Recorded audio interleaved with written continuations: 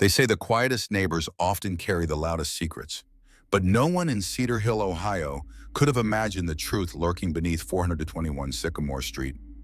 For over a decade, one man turned his basement into a morgue of forgotten souls, meticulously preserved, eerily documented, and never missed. This is not just a story of death. It's a story of how society's blind spots gave birth to a monster. On the surface, Harold Kemp was forgettable. A 64-year-old retired janitor, always seen on early morning walks, always alone, always quiet.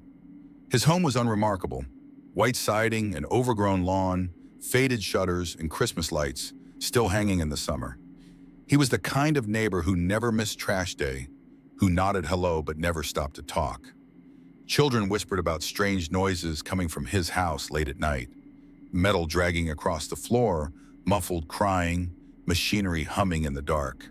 Parents dismissed the stories, brushing them off as imagination, until the mailman noticed the smell. August 14th, 2017. Mailman James Rutter had walked this route for 12 years. But on that muggy morning, as he approached Harold's mailbox, a heavy stench hung in the air. Thick, sour, unnatural. The windows were sealed tight, the front yard untouched for weeks. James knocked. No answer. He backed away and called the police. Officers arrived within hours. The door was forced open. What they found was shocking. Not chaos, but control.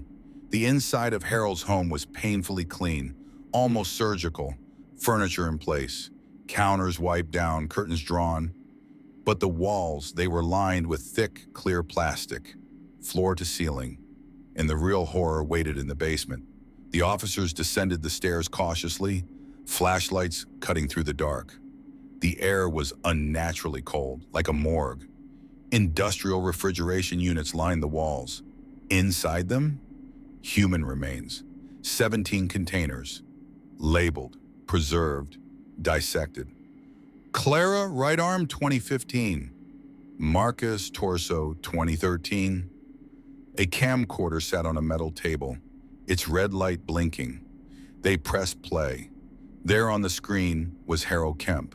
If you're watching this, you found my collection.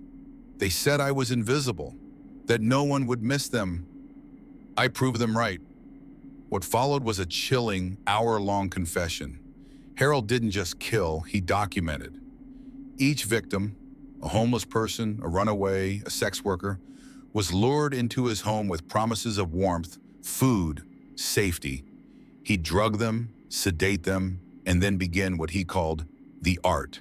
He kept detailed journals, drawings, even taped interviews with victims while they were half-conscious. I gave them someone who listened, he wrote, before I made them silent forever. He called his basement a memory vault. One wall displayed victim shoes, another IDs and photos. Their stories, traumas, and fears were written down like clinical case studies, then ended abruptly with their murder and dissection. Harold considered himself a collector of lost souls. The horror wasn't just in the killings, it was in the fact that no one noticed. His victims were the invisible ones, the ones who slipped through society's cracks. No one reported them missing, no one looked twice, and Harold knew this. Police recovered over 60 tapes documenting every step of his process, from the abductions to the deaths. Reddit threads exploded. YouTube sleuths dissected every blurry frame. Of the 17 victims, only 9 were ever identified. The others remained names in a forgotten ledger. The final recording was different. Harold appeared frail, his eyes sunken. "The cancer's back," he said, coughing. "I won't die in a hospital." He laid on his own work table, injected himself, and looked into the lens. We were all forgotten. Now we live here, together, forever. He died on camera. The media frenzy was instant. The basement confession made headlines globally. A Netflix docu-series followed. Families of missing persons flooded Cedar Hill. DNA helped bring closure to some, but not all. The house was demolished in 2019, but visitors still leave flowers at the empty lot.